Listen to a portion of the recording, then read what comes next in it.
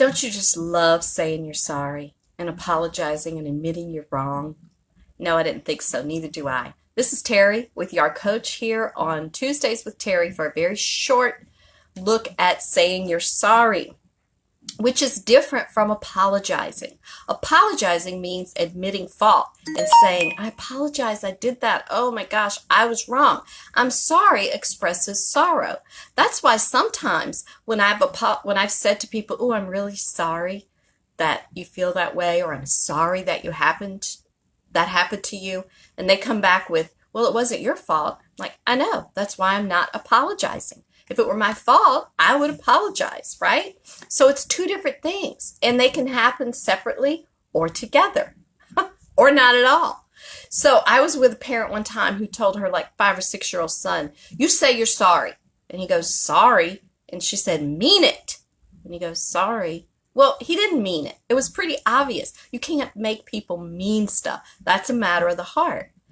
But what he was really doing, she wanted him to do, was apologize for doing wrong. He was not sorry at all.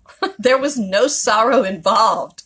Okay? So apologizing is super uber important when you have an adolescent in your life. Because if you're a parent, they're looking at you as the prototype. Okay? So knowing ahead of time that they are going to make mistakes and that that's not catastrophic is huge, or that they don't need to blame someone else or some entity or some outside force if they make a mistake is huge. And it's going to help them have a much more happy life if they can see that. Okay. So you're the prototype. And we know from all our previous discussions here and from the book, my book, The Identity Crisis of Parenting, that nighttime is the best time to talk to your teenager. So if you need to apologize, and I would suggest you create some formality around it. In other words, don't just say, I'm sorry, I'm sorry, I'm sorry all the time, because then we end up apologizing for our existence, basically. Or, just having it be a flip thing. But if you really are sorry that something happened, maybe you weren't at fault, or you were and you want to apologize, I would suggest doing it at night or at a quiet time when you're both calm. And if you want to give reasons for why you did, I'm sorry that I forgot to do what I said I'd do today. Something happened at work at the last minute and it totally left my mind. Not an excuse. It's a reason. It's what happens. And when you say, I apologize to you for that, I felt really sorry.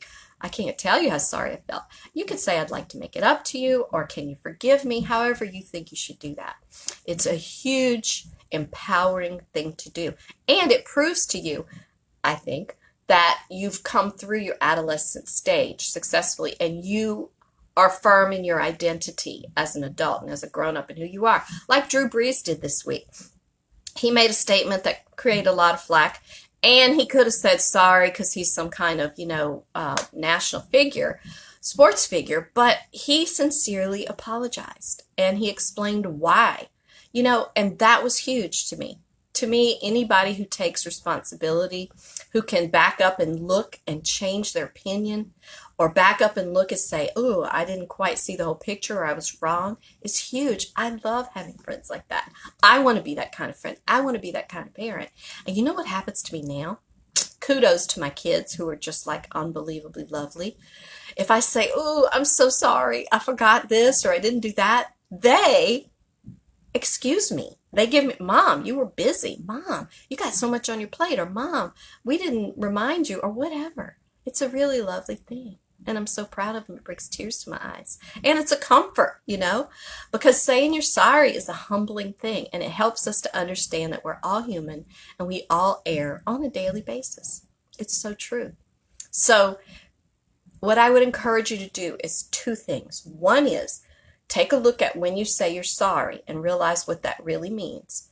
And two, take a look at when you apologize and see what that really means. Think about how you want to do that with your teenager. It's very, very powerful. Okay? I'm not saying walk around molly grubbing all the time and acting like you did everything wrong. No, no, no, no, no.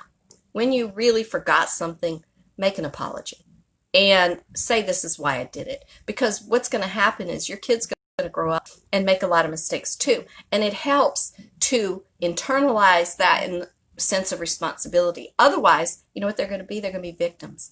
Oh, I messed up because he didn't do. I messed up because you didn't do. I messed up because they didn't do. I messed up because my boss didn't do something, or you didn't remind me, or you didn't tell me. And that's victimizing, right? We victimize ourselves. We victimize our own lives. You don't want that for your kid. You don't want that for your students, for your children, for anyone.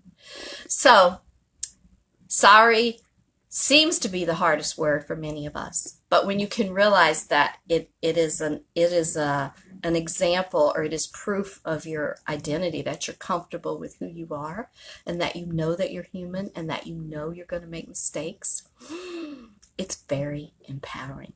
I love you all. Thank you for being with me on these Tuesdays with Terry. We'll see you right here back on Facebook next time, 10-ish. You know, I work on the ish a little bit. So it's 10-ish my time, Central Standard Time. But you can always contact us here, message, or the YAR Facebook page at the website, www.yarcoach.com. If you need more help, you can buy the book. If you bought the book, pass it along to parents who need it. There's lots of stuff in there that's really helpful. Thanks, and have a great week. See you right here next time.